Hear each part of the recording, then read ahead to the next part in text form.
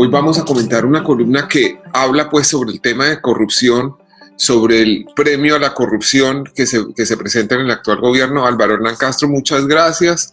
Darnes Herrera, muchas gracias. Judy Andrea Vargas, gracias por estar aquí. Joel Asia, Freddy Guerrero, hola, don Freddy, ¿cómo está? Miriam Ardila Rojas, muchísimas gracias. Ya tenemos 265 personas, va creciendo la audiencia.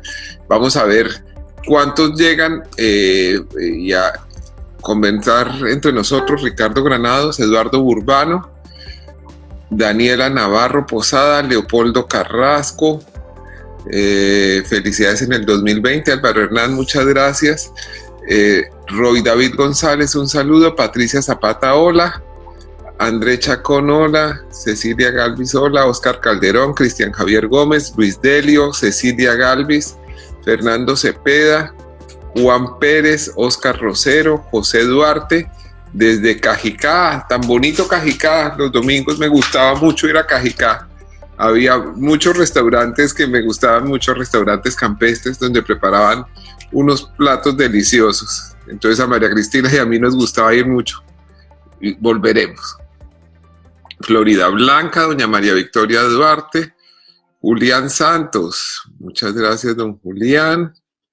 Irma Arrázola, Alexander Viloria, Gelman Jesús Hernández, Santiago Sarmiento, en fin, es un gusto con ustedes comentar esta columna en donde vamos a hablar de una persona que fue enlace clave entre la corrupta multinacional brasilera Odebrecht y funcionarios del gobierno que fueron sobornados, entre esos Gabriel García Morales, el viceministro de Transporte y director de Invías, que confesó que había recibido una fuerte suma de dinero de Odebrecht y dice que este señor Daniel García Zabaleta fue un canal para comunicarse con Odebrecht.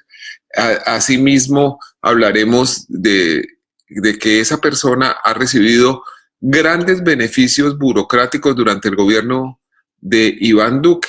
Le han dado un alto cargo a su esposa en un departamento adscrito a la presidencia de la República y muy poderoso.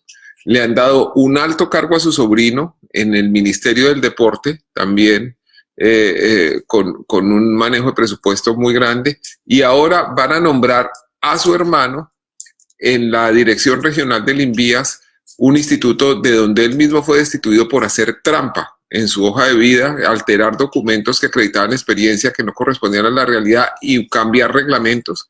Eso mismo había hecho en Coldeportes, lo que hoy es el Ministerio del Deporte. Entonces, si les parece, si están de acuerdo, ya hay 848 personas en sintonía. Vamos a empezar a leerlo y después comentaremos algunas de sus preguntas. A ver.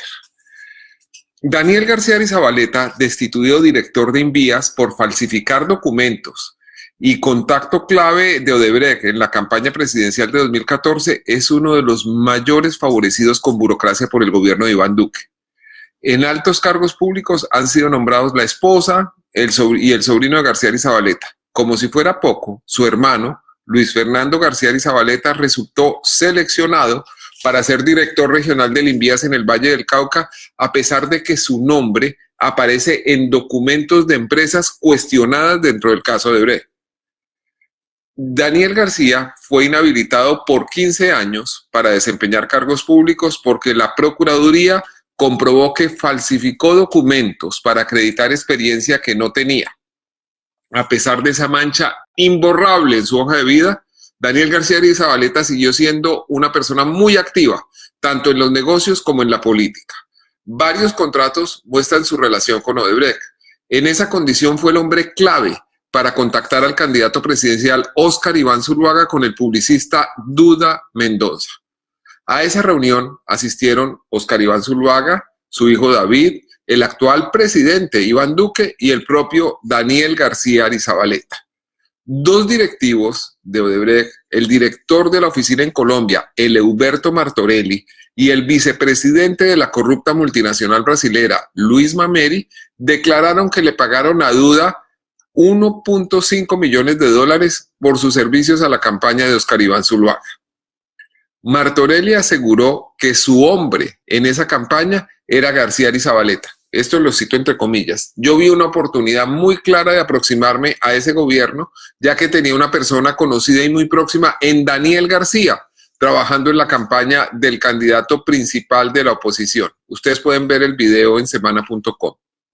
Mameri le dijo a las autoridades brasileras que, comillas, al inicio del año 2014 fui solicitado por el señor Martorelli, quien me dijo que era necesario realizar un pago de 1.5 millones de dólares al señor Duda Mendoza, correspondientes a unos supuestos servicios que ese señor había prestado a la campaña del señor Oscar Iván Zuluaga. Cierra comillas, como les digo, esos videos se pueden ver en semana.com. Los dos directivos de Odebrecht declararon que efectuaron los pagos y ahí también hay copia en video.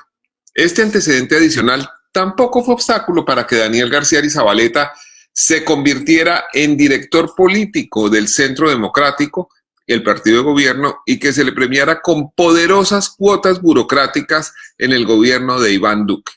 La esposa de García Arizabaleta, Carolina Nader Dangond, fue nombrada directora de acompañamiento familiar y comunitario, uno de los más altos cargos del Departamento Administrativo de Prosperidad Social, organismo adscrito a la Presidencia de la República. Es la superentidad que supervisa el Instituto Colombiano de Bienestar Familiar, los programas de atención a las víctimas de la violencia y el risible Centro de Memoria Histórica que parece que estuviera hecho para distorsionar la memoria y no para rescatarla. Otra poderosa cuota es el sobrino de García Arizabaleta, quien también goza de las mieles del poder. Juan José Malveji García fue nombrado director de Supérate en el Ministerio del Deporte. Antes de ser ministerio se llamaba Coldeportes y por su dirección pasó Daniel García Arizabaleta.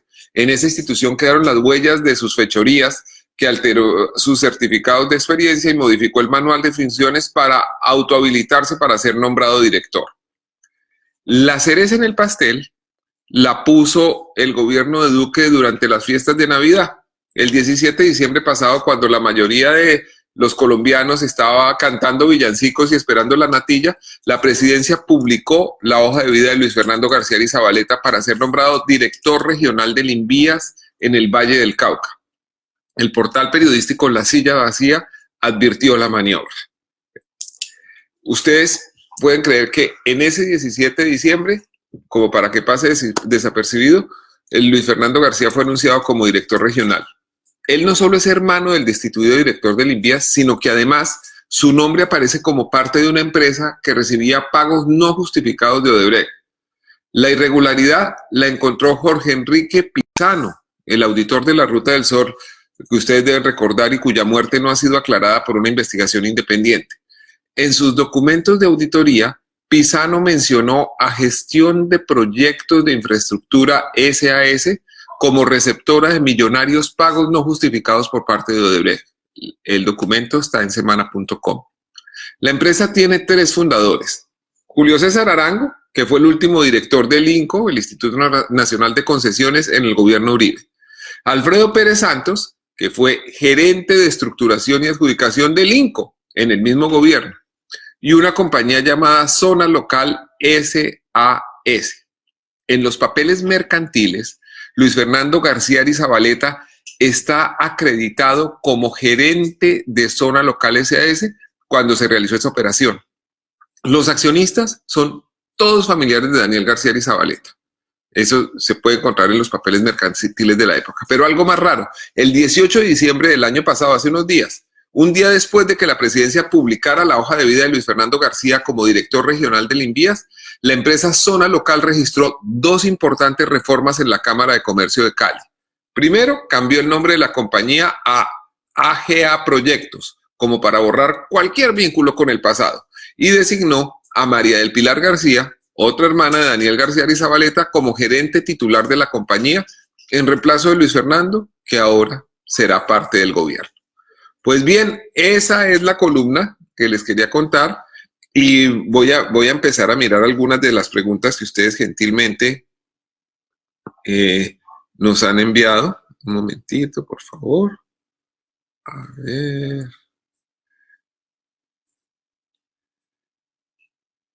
Dice dona Indira Luz Díaz Lambraño.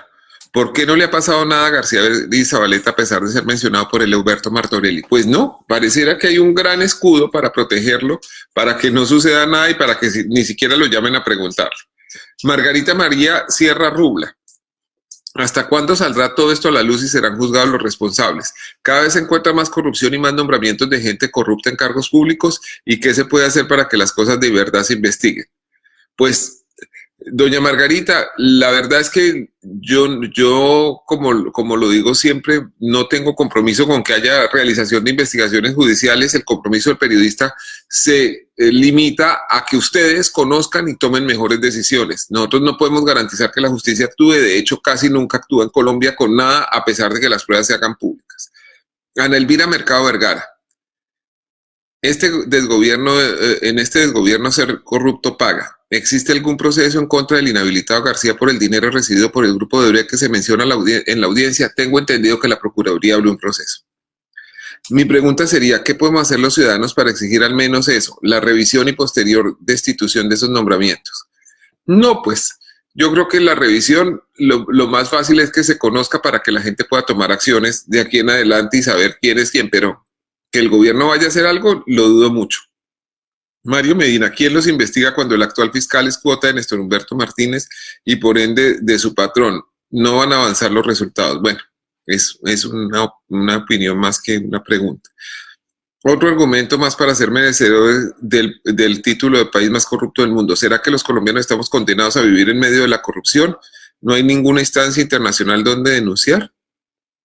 Eiser Paz, ¿podremos creer en las cortes si son independientes? Pues yo espero que sí, y que en unas decisiones que tienen que tomar en las próximas semanas se haga notar esa independencia.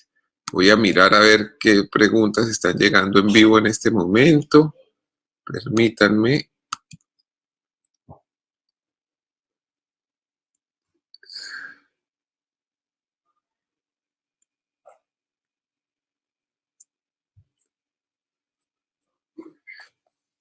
Gelman José Hernández dice, ¿qué concepto tienes del liderato en corrupción que hemos recibido? Pues me parece que no debe estar muy lejos de la realidad, que realmente Colombia la corrupción sigue siendo silvestre y que los gobiernos se encargan más de la retórica que de combatir las circunstancias reales que están volviendo uno de los países más corruptos del mundo.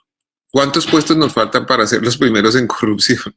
No sé, pues está el ranking de ese estudio que dice que somos los primeros, pero no sé dónde podríamos derivar, digamos, un concurso internacional en donde dijéramos, este es el lugar. Bueno, les agradezco mucho a ustedes que nos han acompañado hoy con la lectura y en los comentarios de esta columna. Les agradezco también que nos ayuden a que se conozca, que se difunda tanto la columna como el video en el que la comentamos. Ustedes son lo más importante para este trabajo periodístico. Muchas gracias y hasta pronto.